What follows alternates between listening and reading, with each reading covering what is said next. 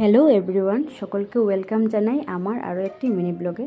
তো আজকে সানডে, আর ওইদিকে গাছে ভিন্ডি তারপর ঝিঙ্গে টিঙ্গে ধরেছে, আর ভালোই লাগছে দেখে। আর ওইদিকে জুতো ঝুলে রেখেছেন আমার শ্বশুরমশাই, যাতে কারোর নজর না লাগে। আর এদিকে বৃন্দামা একদম বাগান, তুলসী বাগানগুলি। তারপর ওই গাছ থেকে ঝিঙ্গে ভিন্ডি পেড়ে আনলাম, পেড়ে ঘরের সবজি খেতে তো ভালোই লাগে। আর প্রচণ্ড গরমের মধ্যে প্রতিদিন দুপুরবেলা আমরা খাওয়ার মেনুতে আমরা স্যালাডটা রাখি। তো স্যালাড খেলে কী হয়, শরীরের হাইড্রেটিং থাকে, তারপর শরীরটা ভালোই থাকে, ভালোই লাগে খেতে।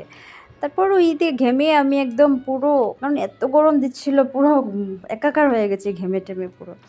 তারপর ডালের বড়া বানাবো, তার জন্য এগুলো সব রেডি করে রাখলাম, পেঁয়াজ টেজ কুচি কুচি করে কেটে।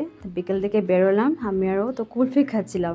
অর্ধেক রাস্তা যেতে যেতে তো কুলফি দেখেছি, তো কুলফি একটা নিয়েছি আমরা, একটাই কিনি, কারণ দুজনে শেয়ার করে খাওয়া, বেশি কিছু কিনে নিলে দুটো দুটো করে কিনে নিলে খাওয়া যায় না। তারপর শপিং মলে গেলাম, শপিং মলে গিয়ে ভালো ভালো কালেকশনগুলি ভালোই, শার্ট তারপর টি শার্ট ছেলেদের।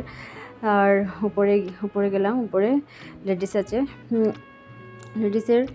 তো ভালোই লাগে সানডেতে একটু বেরোলে মনটা ভালোই লাগে আর কি, মাইন্ড ফ্রেশ থাকে। তো টি শার্টগুলির কালেকশানগুলি খুব সুন্দর দেখছিলাম, পুরো একদম কি সুন্দর সুন্দর কালেকশান টি শার্ট, তারপর টপগুলি। তারপর ওই পাপড়ি চাট নিলাম, পাপড়ি চাট, আর ওই কোকোকোলা নিলাম। তো গরমের মধ্যে খাচ্ছিলাম, কিন্তু এই দোকানের পাপড়ি চাটটা খুব ভালো আর কি, খেতে খুব স্বাদ, তাই নিলাম। তারপর রাত্রিবেলা দুপুরবেলা ভাতের মধ্যে জল দিয়ে রেখেছিলাম, যে রাত্রিবেলা জল ভাত খাবো, সঙ্গে লেবু, তারপর ডালের বড়া, ভাজি টাজি, কাঁচা লঙ্কা দিয়ে। তো তোমাদের কেমন লাগে? যদি ভালো লেগে থাকে লাইক শেয়ার কমেন্ট সাবস্ক্রাইব করবে আর পাশে থাকবে।